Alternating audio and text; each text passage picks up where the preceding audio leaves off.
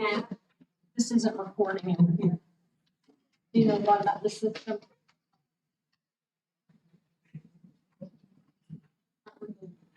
All right. I'd like to call the December 15th, 2021 meeting, special call City Council for the City of Lake City to order. If everyone would stand for the pledge of allegiance, I'm standing for the invocation. Allegiance to the flag of the United States of America and to the republic which stands one nation under God, indivisible, with liberty and justice for all. Let us pray. Our Heavenly Father, we thank you for your many blessings. We thank you for your guidance and that what we do in the betterment of our community. We ask you to look after our community and our nation and our first responders and our troops. And in your name we pray. Amen. Ladies and gentlemen, the Lake City Council has opened its public meeting since 1968. The city code has prohibited any person from making personal, impertinent, or slanderous remarks or becoming boisterous while addressing the city council. Yelling or making audible comments from the audience constitutes boisterous conduct. Such conduct shall not be tolerated. There's only one approved manner of addressing the city council, and that's to be recognized and speak from the podium. Ms. Sykes, will you call the roll? Mr. Hill? Here. Mr. Jefferson? Here. Mr. Sampson? Here. Mayor Witt? Here. Mr. Williams? Here. Mr. Coberline? Here. Chief Butler? Here. Okay, you changed the order again. I didn't mean to. No, that was, I've been to it the other way. Okay, is there a motion to approve the agenda? Move to approve the agenda is published. Second. Motion second to approve the agenda is published. All in favor, say aye. Aye. Opposed, like sign. Persons wishing to address council, I have two. Mr. Warren, Mayor Witt, in all fairness, I want to see what the $20,000+ Zoom call is going to be about before I come. okay.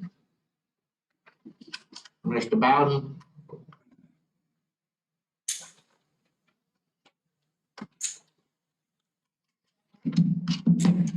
Thank you, Mr. Mayor, Council, Glenn Bowden, 1156 Northeast Bascom Norris Drive. Mr. Mayor, you can recall, early during this process, I made a couple of observations about what I thought the process should be, that it should be open and transparent, and I think it's been that. But also I was concerned about knowing exactly who all the firm, the consulting firm reached out to, and how they reached out to them. You know, I know the League of Cities magazine was one, our website was another, but I know it's not a question that maybe I can ask, but maybe somebody up here can ask, you know, who all did reach out to? And having looked at those 36 or 34 applications, Mr. Mayor, I must say that in all honesty, I'm not impressed. You know, I don't know if people not looking for a job, but there's four that's on the short list.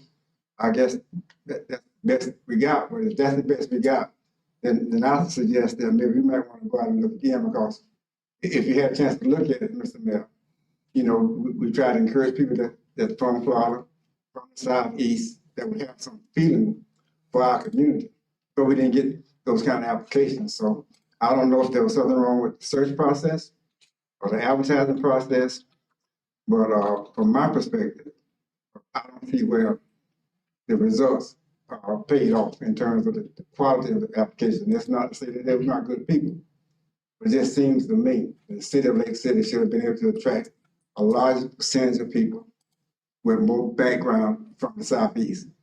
That's my view. The other thing I want to point out, man, I don't need to get into talking about what the newspaper says, but I feel the need to mention this. They opined in the paper not too long ago, urging the city council to consider appointing some business people to delve through the applications and come back and make a recommendation. I take strong exception to that. I think that responsibility belongs to you all. And I think it would be a mistake to ask anybody, the business people, anybody else, to go over the application and make a recommendation. Because he or she who would get the job will come in feeling somewhat indebted to those people who made the recommendation. And it should be your responsibility alone. The other downside of that, man, is who would choose who those business people are. I'm not anti-business. Who decides what business person going to serve? And who is to say that the business person got in the most skin, their term, not mine, skin in the game? See, I don't think that a business person got any more skin in the game than me as a 72-year-old citizen. You know, that was born and raised here in Lake City, went to school here in Lake City, when the school was segregated, when it was desegregated, when there was no dirt roads, when we got paved roads. So I got as much skin in the game as anybody else. I don't think the fact that a person owns a business, operates a business successfully, give he or she any more skin in the game than to give any other citizen in this community. And that's my point. Thank you. Thank you. Okay, that's all I had signed up, so we will move along, under new business, we'll discuss possible action in terms of city manager, Ms. Norlock's here. Thank you for, appearing today, and I'll turn it over to you. Thank you, Mayor. Thank you, council members. Thank you for the opportunity to work with you on this recruitment. I know this is a very important decision, not only for you, but for the citizens of Lake City. And I appreciate the confidence that you've extended to us by selecting us to do this recruitment. I'll go through several things tonight and try to give you just as much information as possible in hopes that we can perhaps come up with a decision to move forward, who you would like to speak with and what that would look like and when that might happen relative to candidates for this position. A little bit of background, we did have about 35 applicants for this position. I don't feel that's a good number or a bad number. There's no magic number. But that said, we are seeing a lower, consistently across the board, a lower number of applicants for positions. I think people have really thought through. They've had time during COVID to really think through why they're doing what they're doing and where they want to be doing that. But our goal is to bring you some good candidates, and I feel like that we have good candidates in this application pool. We did advertise the job. That was part of our services, is to make sure it got advertised. We advertised in the Florida League of Cities to make sure that we reach talent throughout the state of Florida. The Florida City County Managers Association, FCCMA. I believe the Florida Association of Counties, because we normally do that for a city manager in the state of Florida. And then even nationally with ICMA and others that would reach candidates nationwide, because there may be candidates who have Florida experience that have moved to another state. Maybe they've moved to Georgia for a season or somewhere else. And we didn't want to overlook those candidates as a potential good fit for the city of Lake City. So we did advertise nationally. In addition to that, we did outreach. We sent out letters of invitation. And I will say that we did focus on the state of Florida because we understand the importance of that for this position. And we also did some email blast and worked with different association leadership for referrals. And we really just combed everywhere we could in order to make sure the word was out that Lake City was looking for a city manager. And at a minimum, we wanted people to reach out to us and ask us any additional questions if they wanted to consider it. And then, of course, we did our outreach efforts, which is good old-fashioned recruitment. Pick up the phone and call people and tell them about the opportunity. So there was quite a bit of outreach that took place on the front end of this process. As a result of that, as I mentioned, we received about 35 applications. We did go through, and I'm going to say we probably talked to about 10, maybe 12 people total, and I'll be glad to share those names with you. We did preliminary interviews. That's where we call them up and we find out the rest of the story behind the resume. And just see, kind of fill them out a little bit, interview them, see if they're a right fit, see if they have the right qualifications. Quite frankly, we put candidates through things like Nexus searches, which is a newspaper article database worldwide, to see if there was any sort of articles or any sort of controversies or any sort of history of events that, we might need to vet further, or quite frankly, that might, not move them forward depending on the gravity of any situation that occurred. So we vetted them, we interviewed them, and we went back to our original conversations, which when we first started this, as you know, as council members, we had conversations with each of the council members. What are you looking for in a city manager? What's important? What are the needs of the city? What do you think we need to be looking for? And so we went back to what we were told that you felt was important that we consider when we're interviewing candidates, recruiting candidates, and even evaluating them. And from that, we came across what I would call a top layer of candidates that we felt like would be a good fit, would be able to move the city forward, be able to address some of the challenges of the city that were articulated to us by council and others. And then we pulled together our recommendations. I want to say, if you did not know this, one of our recommended candidates notified us late yesterday after the information was already sent to you as a council that they were withdrawing from the process. I can't say that that's necessarily unusual in our business. It happens all the time.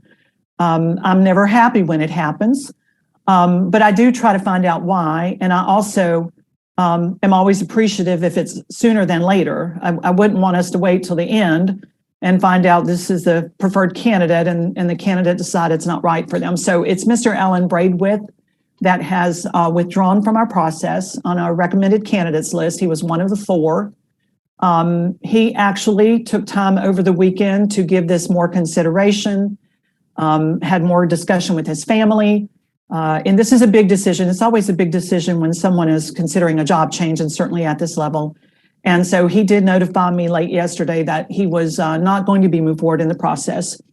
So I will not be talking with you about him today. I'm not concerned, to tell you the truth.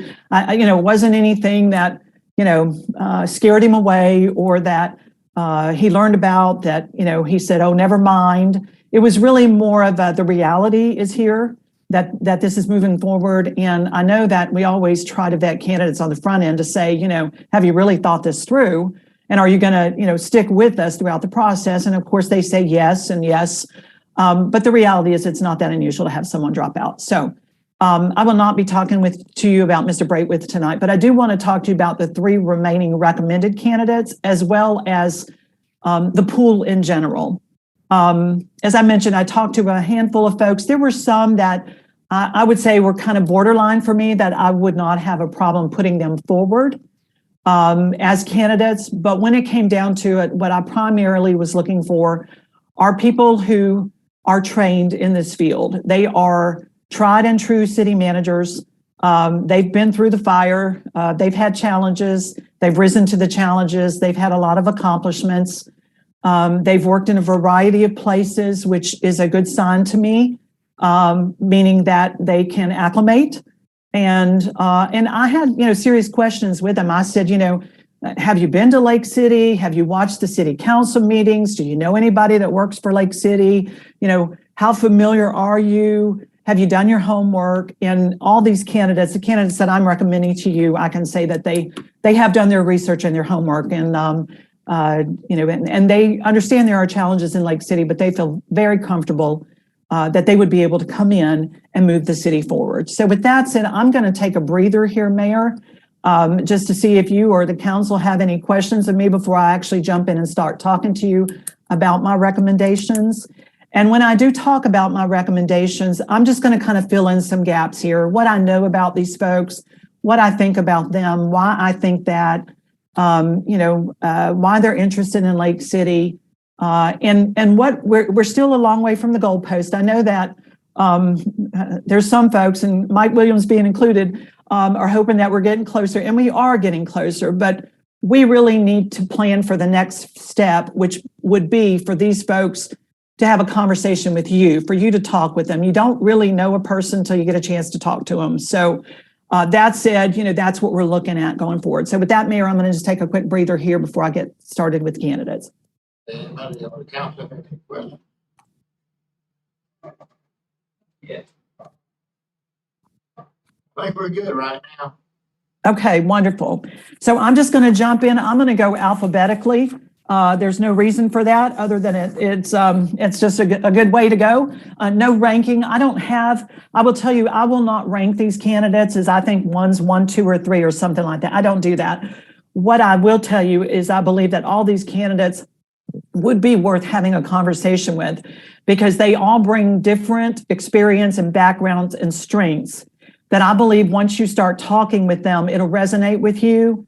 And that's when it becomes your challenge as a council to figure out okay, all of them can do the job, but which one of them is right for right now? Based on a lot of factors, based on things like the staff that you have in place and how will they acclimate to, what projects you have going on, what you're looking to do long-term, your relationship with the community. I mean, these are all things that we will prepare materials for you in the interviews, make suggested questions to ask you to pay attention to this thing or that thing. Did they prepare? Do they fit your community? There's all kinds of things that you'll have to look at when you're talking to folks. But the goal is to talk to them and figure out what the strengths are and who would be best for your organization at this time amongst this group. So Glenn Adams is our first candidate. I do not know Mr. Adams. I've never worked with him before. I was impressed enough to make a phone call and talk with him, and he was impressive during his interview. I liked his energy level, quite frankly. He's very energetic. And quite frankly, I think when it comes down to it, his passion is helping people. His passion is solving problems and helping people. And he was military for most of his career, as you can see. And, I won't go down all the list of leadership awards and certifications and classes and training, but they're a mile long. Just prior to getting his job in Santa Fe, Texas, he served in, I think it's called the White Sands Missile Range, which is kind of a preferred job. I mean, you've got to be some of the best to get an appointment with that agency. It's an important role from a military perspective and from a leadership perspective. So, I think he was handpicked for that. He did a good job there as chief of staff. I have no questions about his leadership abilities or anything like that. He decided from there, he had children, adult children, college-age children that were in school in Dallas. And he and his wife wanted to kind of get closer. And they did. He took a job. He got a job as a city manager of City of Santa Fe, Texas. And they brought him in to be a change agent. That city had a lot of challenges, so much so that they needed to hire a change agent. And in my business, I've learned that change agents come in, they make change, and then they got to go because they made so much change. He accomplished his role there. He left on good terms. He actually separated recently, like the end of November. He's not been separated very long. However, they've asked him to stay on. They've given him a severance. They've asked him to stay on through January and help him hire a police chief and help him do some other projects that they need doing. So he's on a contractual arrangement, but he got bit by the bug, I should say, and he loves city management. He loves local government management because, again, I said his passion is to help people, and he found that that's where you can do it at the local government level. So he saw Lake City come up on the radar. He did some research. He and his wife are outdoors people. They like to get out and enjoy the good old outdoors, and saw that Lake City had quite a bit to offer, but also that the job itself had quite a few challenges that he felt like he could take on. So he called me up, or I called him up. We had a good conversation. And I do feel like that he was probably very well paid. I mean, I can't ask people how much they make anymore. It's against the law for me to do that. But I'm just guessing that was probably very well paid when he was in White Sands. I don't know what he got when he went to Santa Fe. But he's probably on the higher spectrum of pay. But that's not something I think that would keep him from considering this. I'm assuming he may have a retirement from the military. I don't know that for sure. That's just an assumption I'm making. But again, he's the kind of person that's more interested in the opportunity. I do think he could be helpful in Lake City. I think he would be with you for a while, and I think he would do a good job. His children have moved on as far as college or wherever they're stationed or what have you, so that's no longer a factor for he and his wife. But he was ready to come to Lake City in person today if he needed to, and I said, no, just hold on, we're not there yet. But I really appreciate his enthusiasm for the job, and again, his energy level. I think he's certainly someone that should be considered. Our next candidate is Elizabeth Ladner. I have not worked with her before. I was actually reaching out to someone who I respect in the industry, and again, to recruit candidates for you, just saying, hey, I've got a city manager opening here, and someone that I think very highly of mentioned Ms. Ladner and said, you should reach out to her. I feel like she's really well-rounded. She has some good runs meaning tenure and length of service at some of her positions. She has been working with another recruitment agency that does a lot of interim placements. And they placed her in Florida recently on a temporary assignment down in Kansas City, Florida. And she got the bug for being in Florida, quite frankly. She told me, she said, I need to go where there's water and where it's not cold. She said, I've been up here in Michigan long enough. And originally was from Kansas. But she saw Lake City come up on the radar, and I had reached out to her. And so we had a good conversation. I feel like she's a well-rounded manager. When I talked to about some of her departures, I'll just take Hart for instance. There was nothing performance related as far as her departure there. Some of these communities are small, and they, like small communities, often have, small town politics going on. And I think that was some of what she was dealing with in Hart. And it just came to a point where she, as a professional, said, look, we're not getting done what we need to get done here. I'm not best serving your community with so much going on back and forth. I think it'd be best if you just find someone else to come along and probably fill this role, and I'll go on and do something else. So she did. And that's when she did the interim role. And then subsequent to that, she's gone to work with as a community member engagement manager for Metro Network in Ann Arbor, Michigan. But I certainly think she's a sound, seasoned manager.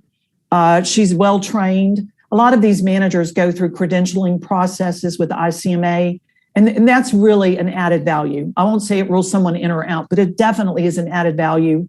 They just understand the dynamics of how local government works and the dynamics with elections and board changes and trying to get the work done as they go along. So I think she's certainly worth speaking with. Our next candidate, Thomas. I had recently talked to him about another opportunity, which in my opinion, turned out to be, I think he was a little overqualified for it, to tell you the truth. But I really enjoyed talking with him, meeting him. Thomas is, he's had an interesting career. As you can see, he was in Dougherty County, which is in the Georgia area. He's originally from the Tallahassee area. And so I'm not concerned about, whether he'll acclimate or fit, or, he's familiar with Lake City, having grown up in Tallahassee. He, as you can see, had a pretty good trajectory, worked for the city of Macon as their chief administrative officer. And I don't know to what extent you may be familiar with it, but Macon went through some very, very difficult times as a community. And he was part of the team that really put them back on course, financially speaking, and otherwise, to stabilize that organization. He went up to Rock Island as his first official city manager job, and did a great job up there for them. I have talked to some of his references just because I was curious, and not for this job, but for other. I don't want you to think I'm treating him any differently. I'm not. But for some other opportunity, I talked with some of the references of the positions that he served in, specifically as interims. Charlotte, Michigan, Unalaska, Alaska, and they had just great things to say about him. They said, he's very seasoned, he's very smart, he was anticipating issues long before they happened, and he really helped to right some things, much like he did in Macon, helped to get some things back on track. So I think he's a very seasoned individual. And I think he would really make a good candidate, certainly to consider going forward. As you will see, most of these folks have their bachelor's or their master's degrees. I mentioned that they have some ICMA training, and they're just very seasoned, in my opinion. And I think that's a real added value for the city of Lake City. As I mentioned, our fourth candidate did pull out. I have, if we want to backfill that slot, if that's some conversation you want to have here, I have probably a recommendation I can make of an additional candidate and can talk about them further, but that's really up to you whether you want to do that. So I'm going to pause here, just see if you have any questions about the candidates that I have already discussed with you. If there's any concerns that I can address, maybe from my interviews with them, or if we're ready to talk about next steps or what we're ready to do at this point, Mayor. So with that, I'll defer to you. Mr. Mayor, I'd like to hear who are other options. I think if we can get 4, maybe schedule a call for 4. I think that would give it. I think I would too.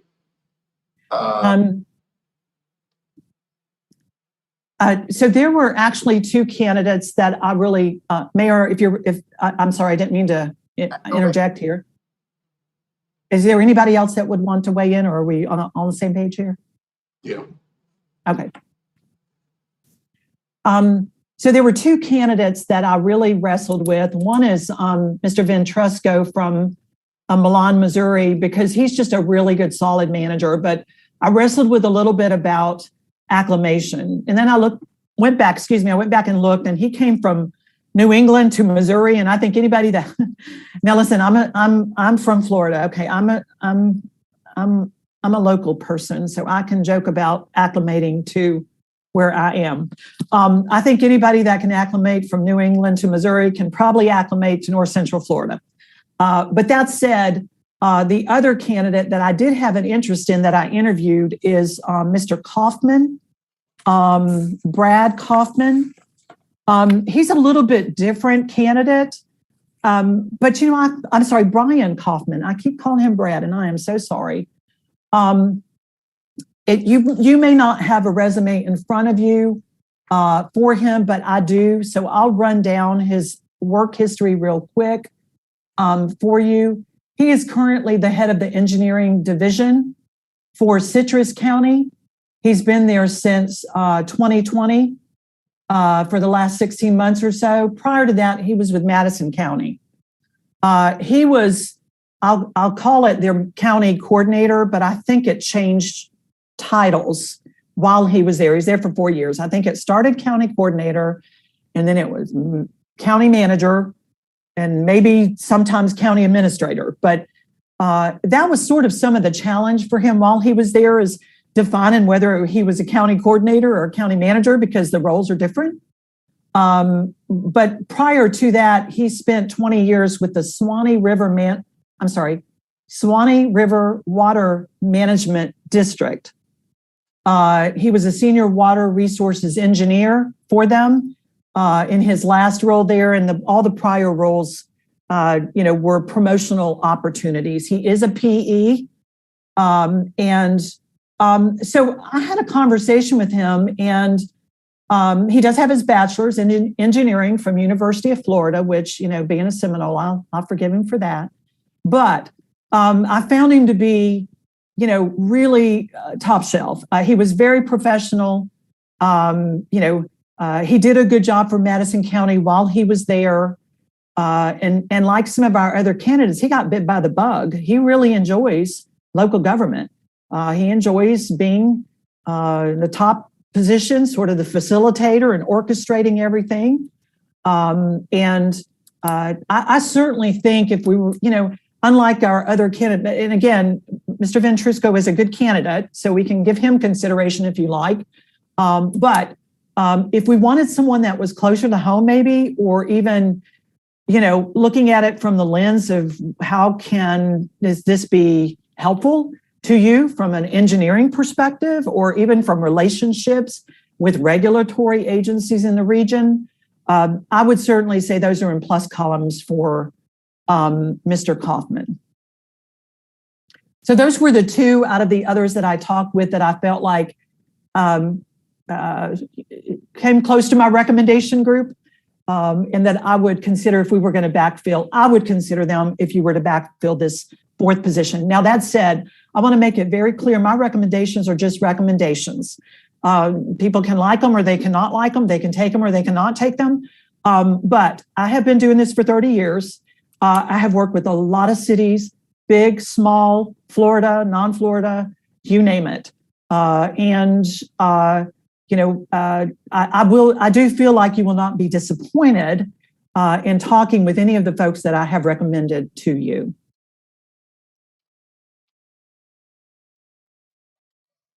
Thank you, Mayor. Okay, I would like to see maybe Mr. Coffin be the fourth and then set up a meeting where we can talk all four of them. yeah, how far out should we do this? I know that's kind of hard to call in there, but would we try to do it next week or the week after? We could try to do it next week. If we do that, I would recommend that we do video interviews, much like we're doing here. Line these folks, maybe take a half day. I would say earlier in the week than later because it is Christmas week. And, it's always a two-edged sword. Christmas week is sometimes a good week, sometimes not. But I do think people's schedules are more flexible and more open, and that by doing a video, we would be able to do that. I think probably Tuesday might be the earliest just because we have to give notice and we have to give candidates a little bit of time to get set up. I don't know the council's members' schedules. If we could do it maybe the afternoon of the 21st, I would say take from maybe 1 o'clock to 5 o'clock. I would like to factor in a little bit of time on the back end of that, maybe 30 minutes, to do a debriefing with you after you have interviewed these candidates by video, because what we would do next is determine who you would want to come in and talk with you in person. Whether it be 4 people, I don't think that'll be the case. I think you'll have your preferences, or whether it'll be 1 person, and I don't know that that'll be the case. Maybe there's someone that's really going to stand out, and we're going to have a strong consensus about that, or maybe 2 people, which sounds more reasonable to me at this point. That we might have a couple of folks that you would want to bring in. That date might have to be, that date would certainly not be any sooner than, it might run into the first week of January, to tell you the truth.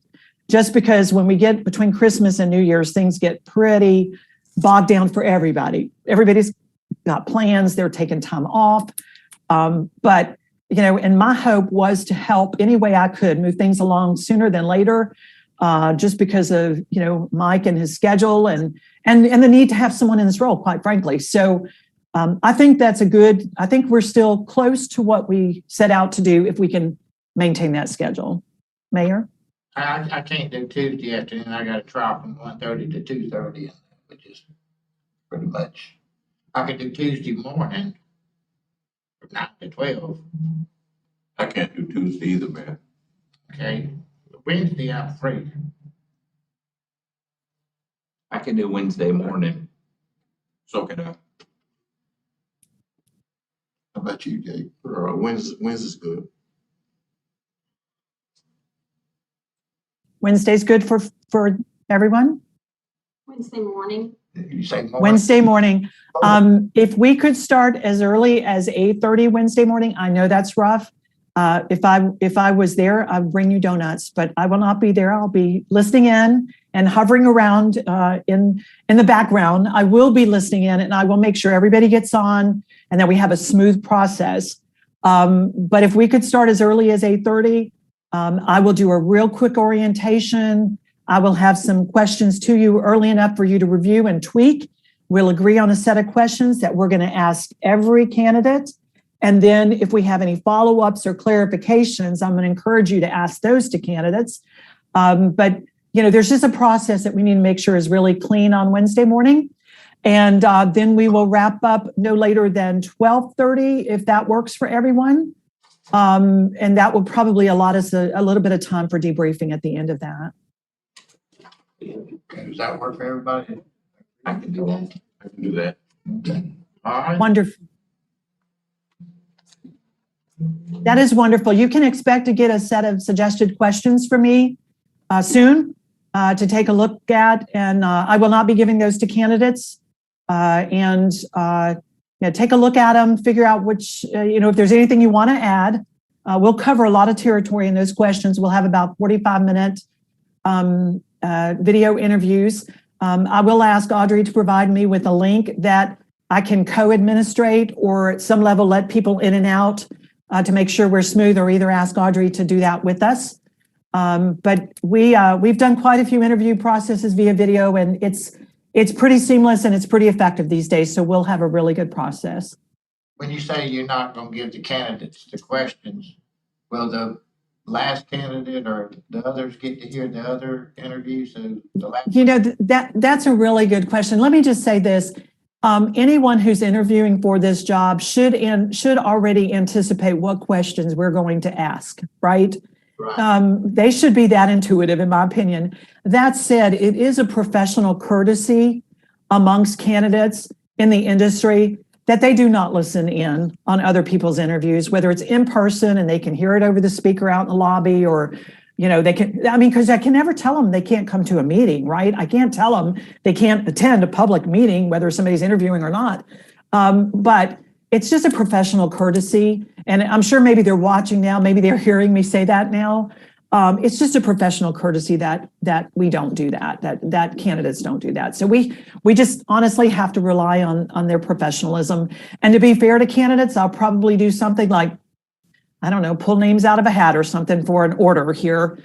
We won't penalize somebody. We'll do it very randomly, and we'll land where we land. And what we'll do is, for anyone who moves forward, we'll give them, other consideration as far as their timing of their interview next time, whenever we do the in-person interviews, to be fair.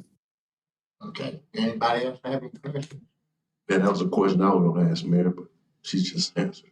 I do want to say I appreciate the way you've done this and how hard you've worked, and you're getting this number. And like you said, there's no magic number. You hope to get a bunch, but we do appreciate it, and it has made it better for me.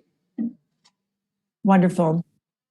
Mayor, I just want to reiterate that when I talked to all the council members, there was pointed discussion about the importance of connecting with the community and community relations.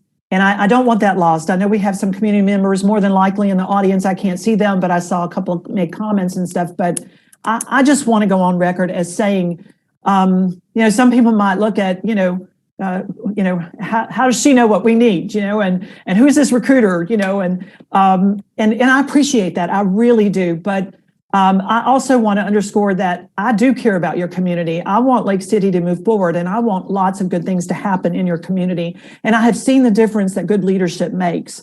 And I've had a lot of success at this in the past, and I'm glad that we're having a pretty seamless process here, and we are working very hard, and we're not done yet. We're going to move this forward, and we're going to have a good process going forward. People will be able to sit in and listen and learn and see the value of some of these folks and what they can bring to Lake City. So I just like to leave you with that thought, and I thank you all for your time.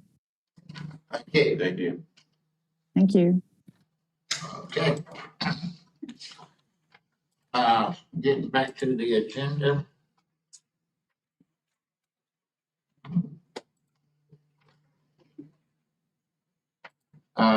Is there anything else left on item 1? We'll meet here 8:30 Wednesday morning and do that.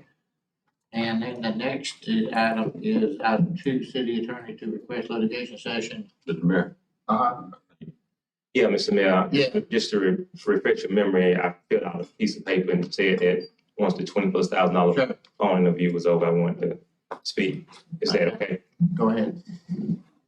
Sylvester Warren, 930 Northeast Joe Coney, Mayor and Council. The first thing I would like to address, and I got a public records request in, hopefully I get it soon, is the bringing back of Thomas hearing without any paperwork that I know of. Maybe there's something that I don't know of that the city clerk or the manager may can provide from FDLE.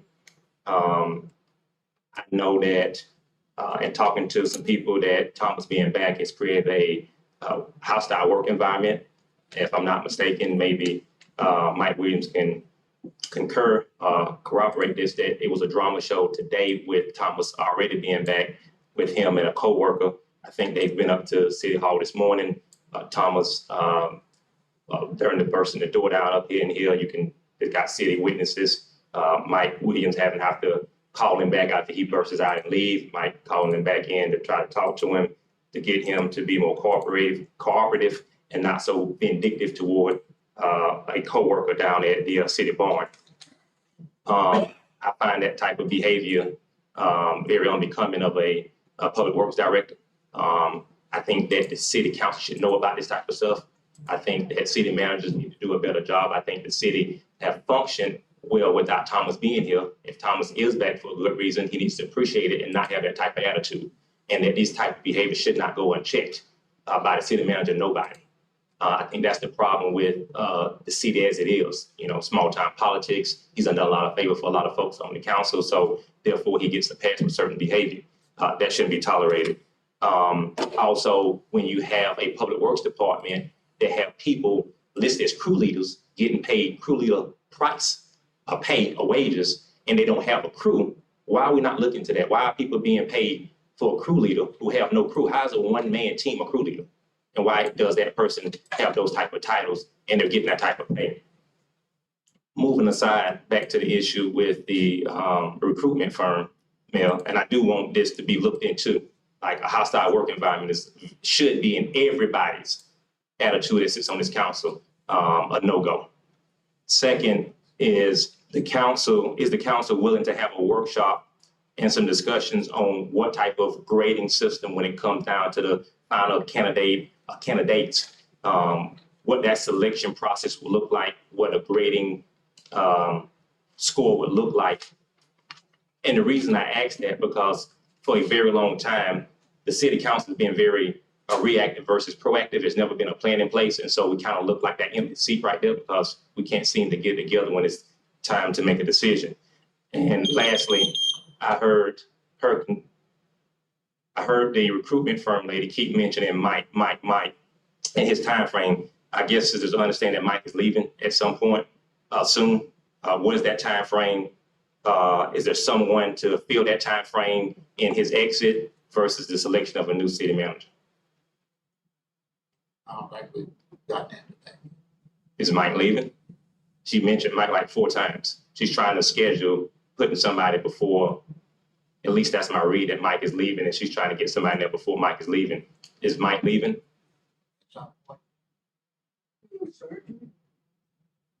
I mean, is there a question? I mean, I'm a citizen. Like, if we're not going to have a city manager, if he's leaving, and you know that he's leaving, shouldn't that? And he's got some health problems that he needs to tend to soon, and that we're trying to move this process along just because it has taken so long.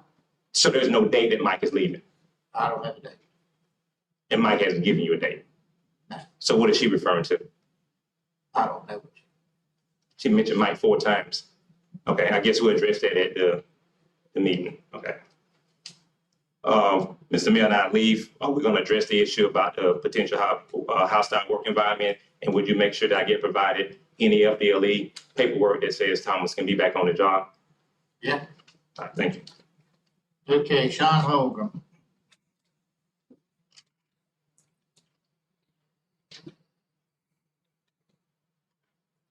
Mayor, council members, thank you.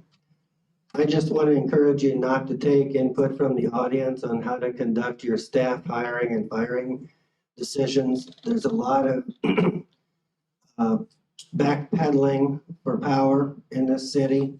A lot of people like to come up here and grab the mic and yell at you and call you names or call people hostile, when in fact they shouldn't be looking in on the employment decisions that are made by the city. And frankly, I think by your own charter, neither should you be looking individually at those hiring and firing decisions. I would hope that you're going to, at some point, try to neuter the backpedaling for power that goes on by people coming and threatening, or people coming and interfacing with employees and setting them up for photo ops, or setting them up with witnesses for cases of grievances and things like that. I think we've seen enough of that, and God willing, you're going to be able to find some good direction. I think Mr. Williams has provided some good direction as we've gone through this transition, and it sounds like you've got some good people coming in. So I just like to address things that are brought to the floor that are not on the agenda. because I hate having somebody being able to change the agenda to fit their own narrative or fit their own needs. And I especially hate that because it doesn't give the rest of the community a chance to anticipate these discussions and to anticipate the movements that you might make in reaction to complaints that are brought here, which were not, as a courtesy to the community, communicated early enough to get on the agenda. So anytime I see something coming before you, like this previous set of comments about a director that may or may not be in your employ, I want to keep reminding you that I want to speak to those agenda items that are brought up here nefariously. Thank you. Could you give us your address? Did you, when you came to the mic, did you give us your address? It's pretty well known, 240 No, you need to Northeast. give us your Laguna address. Drive. I'm giving it to you now if you'll let me speak. 240 Northeast Laguna Drive. Okay, Mr. Lilker.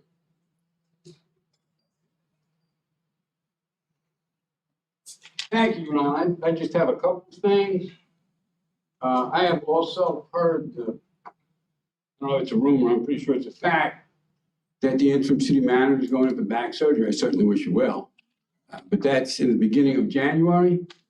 That's pretty much a known fact throughout the whole community. So maybe somebody can give the community and me some information about that. I think the residents of all of Columbia County are entitled to know what's going on with the management of Lake City. So hopefully that Mr. Williams can explain that when I take my seat. The other thing that I really find troublesome is months and months ago, and I believe it was City Attorney Mr. Cobaline mentioned, and you folks mentioned that you were getting calls from Ms. Norlock, and you wanted to let her know that she wanted to know what you folks wanted in a city manager. I believe that makes sense. I mean, if I was collecting resumes, I'd want to know. Or you guys would want to know. But the question here is, the public needs to know what you folks are looking for. Ms. Norlock brought it up again today. This clearly is a question that's coming before the city council. So, you know, the law is you can't use an outside agent to poll the city council members and then come up with some kind of conclusion. Ms. Norlock clearly polled the city council members. You guys admitted that you all spoke to her. Maybe you could share with me, because I write stories, and the rest of the community that's watching tonight, exactly what you folks are looking for. So everybody would know why Ms. Norlock came up with the 4 candidates that she did. And then the 5th one, I know Jake for a long time, he's not bashful, he would tell you. Somebody would have asked him. But you folks should have had this in a workshop. We should have brought this up in a meeting. It's the way this county, city, well, county too, always does business, is you do it on the side, and then you just clearly, secretly told stuff to Ms. Norlock. She told you, she spoke to everybody. And now the public still doesn't know, except you want somebody with community involvement. So I'm asking, maybe today, you could tell the community and me, I could call some of you, what exactly it is you're looking for in a city manager. Thank you very much, Your Honor. All right, that's all I have. Let's move on to item 2.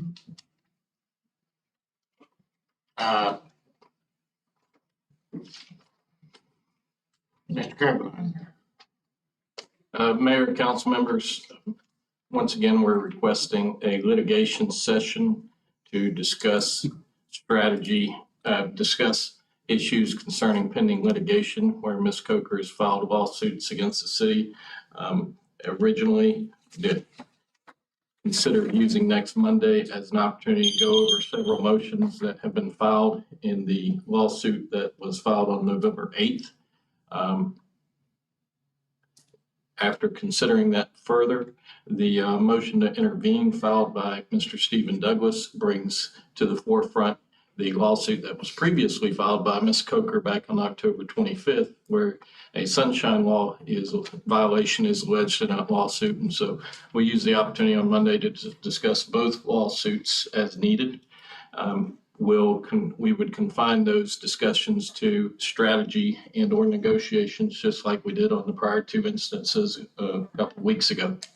So I'm advising you tonight that we'd like to schedule litigation session next Monday night after the regular business items are considered and taken care of. In other words, the public business is taken care of. Okay. Sounds good to me. I have a question about that. May, Real quick. before you make the motion. Mr. Douglas's motion to intervene, I haven't, there's been no order accepting him as an intervener. Does Mr. Baldwin know something that nobody else knows, that just to approve that? I know there was problems with the last one, where the order ended up stuck in Swanee County, and then it was whited out, and then it came in 6 days late and was mailed, which has nothing to do with you folks. But there's some people that really believe that was stalling tactics at the highest levels of the judicial system in the region. And that's yet to be explained. So even though Mr. Douglas must have woke up and had an epiphany, I would have liked to have been there, and decided that he was done wrong. You read the case law that Mr. Foreman put in, it seems that he's a little late. But so far, the judge hasn't recognized or allowed him to intervene. He just filed a motion to intervene. Is that wrong? So, I mean, to waste time discussing something that hasn't even happened yet, other than he files a motion, that motion isn't on the table for the courts. Thank you very much. Okay, Not live, anyway. comments, council? Did we need to make a motion to have that meeting Monday? Yeah. Yes, sir. Okay. Is there a motion? I make a motion. Second. Did you second? Second.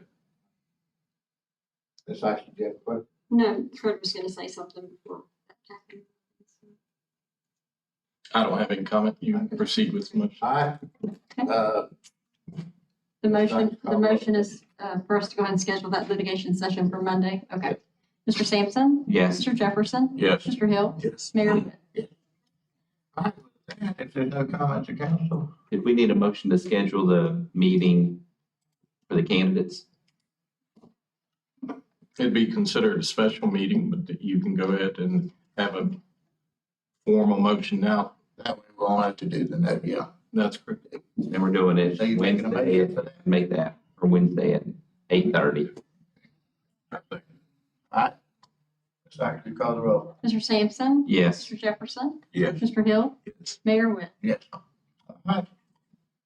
That winds up our business tonight. Mrs. Stu asked a question on, what the lady asked, and I'll tell everybody that one of the things that I asked for a minority to be city manager, male or female.